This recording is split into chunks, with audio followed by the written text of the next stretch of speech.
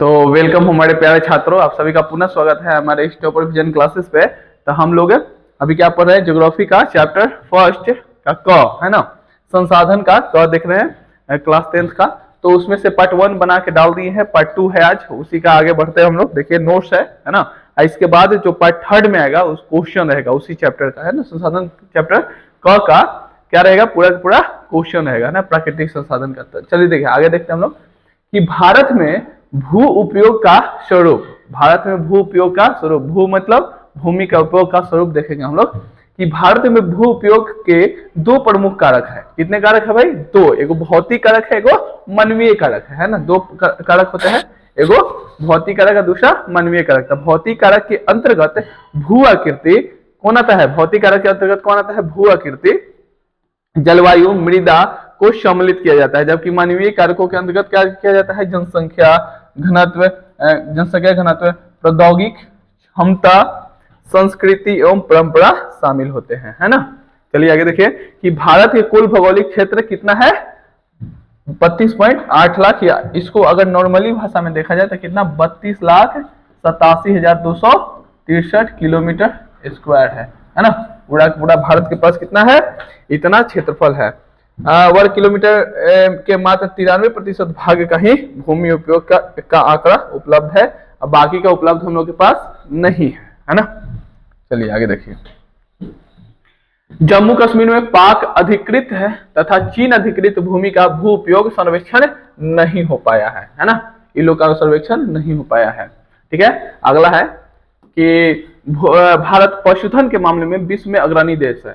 पशुधन मतलब जानते हैं ना, पशु पालने के मामले में अग्रणी देश है, किंतु चारागाह के लिए बहुत बहुत कम भूमि उपलब्ध है ना। चारागाह के लिए हम लोग के पास बहुत कम भूमि उपलब्ध है, ठीक है, लेकिन पशुधन में आगे हैं। अगला है कृषि और भूमि वर्तमान समय में कृषि और भूमि जो है मात्र 54% ही है ना।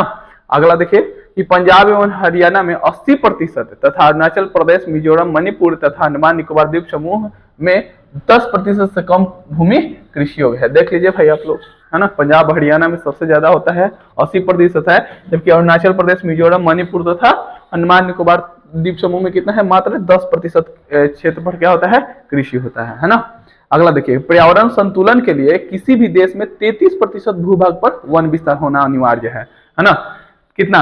पूरा अगर 100 मान लिए तो उसमें 33% भूभाग पर क्या होना चाहिए? 1 होना चाहिए, तब जाकर के बैलेंस, एक सही बैलेंस रहेगा वातावरण हम लोगों के बीच में, है ना। तो यही पे क्वेश्चन बनता है, हम क्वेश्चन आपसे पूछ रहे हैं क्या कि भारत में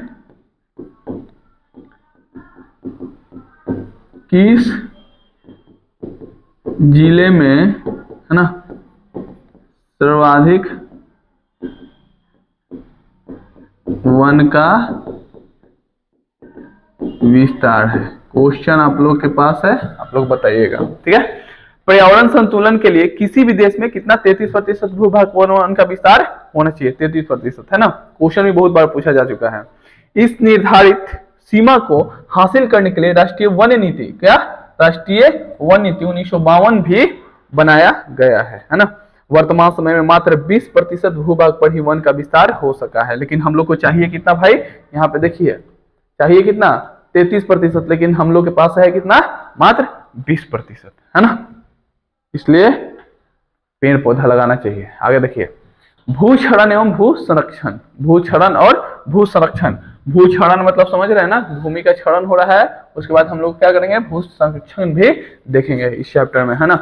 अगर आप लोग को वीडियो अच्छी लग रही हो तो क्या करना है पता है ना? लाइक और सब्सक्राइब करते जाना है। बहुत न्यू बच्चे आते हैं, देखते हैं, देख करके आगे बढ़ जाते हैं।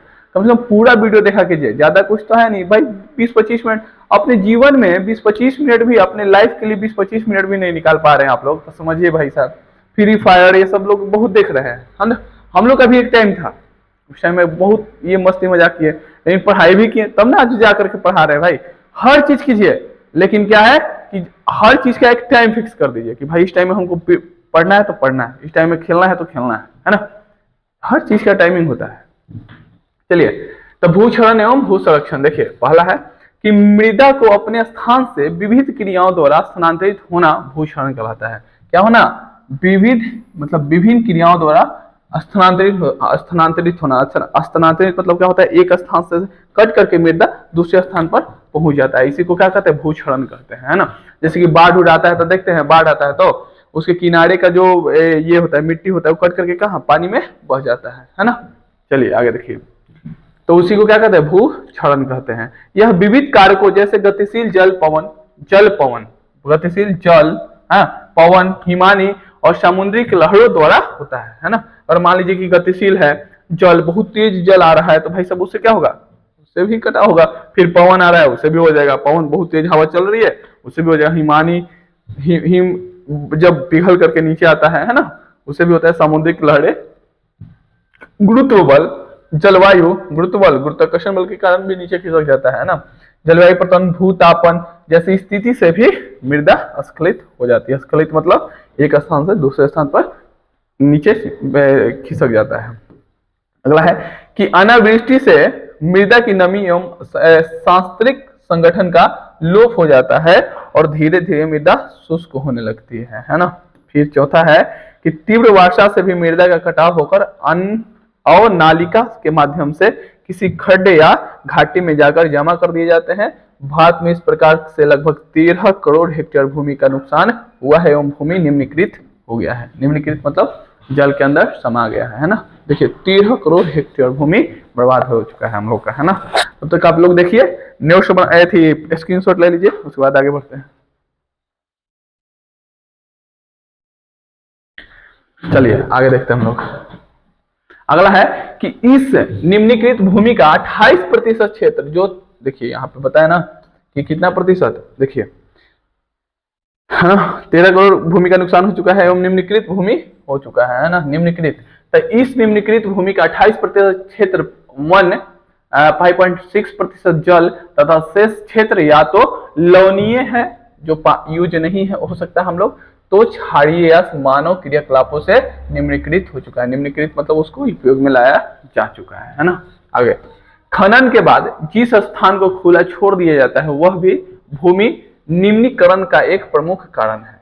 क्या होता है कि खनन के बाद, जैसे खन करके हम लोग उसमें से खनिज ये सब निकालते हैं ना, तो खनने के बाद छोड़ दिया जाता है, वो भी क्या एक प्रकार क्या हो जाता है, वो भी निम्नीकृत हो जाता है। इसके कारण झारखंड, छत्तीसगढ़ तथा मध्य प्रदेश प्रभावित है ना।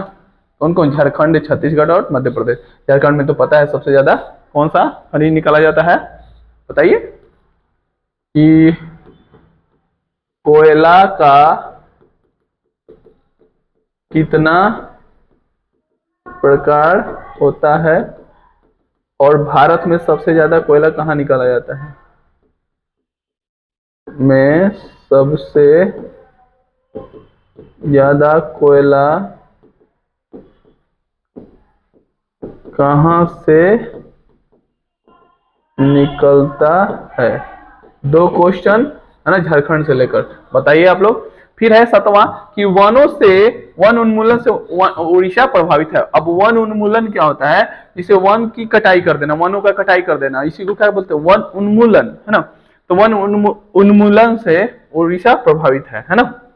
आगे देखिए 8वां कि अति सिंचाई के कारण पंजाब, हरियाणा तथा पश्चिमी उत्तर प्रदेश प्रभावित है ना। 9वां देखिए कि अति पशुचारण के कारण गुजरात, राजस्थान, मध्य प्रदेश तथा महाराष्ट्र प्रभावित है। अति पशुचारण के कारण कौन कौन, गुजरात, है ना, राजस्थान, मध्य प्रदेश तथा महाराष्ट्र सब प्रभावित है। फिर 10 है कि उद्योगों से निकलने वाले अवशिष्ट पदार्थ भूमि और जल दोनों को ही प्रदूषित करते हैं। जैसे उद्योग फैक्ट्री से निकलता है जब, तो वहां से धुआं निकलता है, तो धुआं निकलता है तो किसको, हवा को प्रभावित करता है ना, और उसके बाद भूमि को भी प्रभावित करता है, और उसमें से अवशिष्ट पदार्थ को जो लोग क्या करते हैं, जल में बहा देते हैं, जिसके कारण जल भी क्या हो जाता है, प्रभावित हो जाता है ना। चलिए आगे देखिए, तेलहन दलहन पौधे की खेती से मृदा में नाइट्रोजन की मात्रा को बनी रहती है। हम आप लोग से क्वेश्चन पूछे थे कि जो मिट्टी में नाइट्रोजन नहीं होता है तो उसको पुनः भरण कैसे होता है, तो तेलहन और दलहन पौधे से क्या होता है, मिट्टी में जो नाइट्रोजन नहीं होता है ना, उसको फिर से क्या उसका मात्रा को बनाए रखता है। फिर 12 है गेहूं, कपास, मक्का, आलू आदि के उत्पादन को कम करना चाहिए, इससे मृदा को ह्रास होता है। सोचिए, गेहूं, कपास, मक्का, आलू आदि के उत्पादन को क्या करना चाहिए, कम करना चाहिए, इससे मृदा का क्या होता है, ह्रास होता है ना। चलिए आगे देखिए, पहाड़ी क्षेत्रों में समुच्च जुताई द्वारा मृदा अपरदन को रोका जा सकता है। और 14 है कि पवन अपरदन वाले क्षेत्र में पट्टिका कृषि करनी चाहिए। पवन अपरदन वाले क्षेत्र में पट्टिका कृषि करनी चाहिए।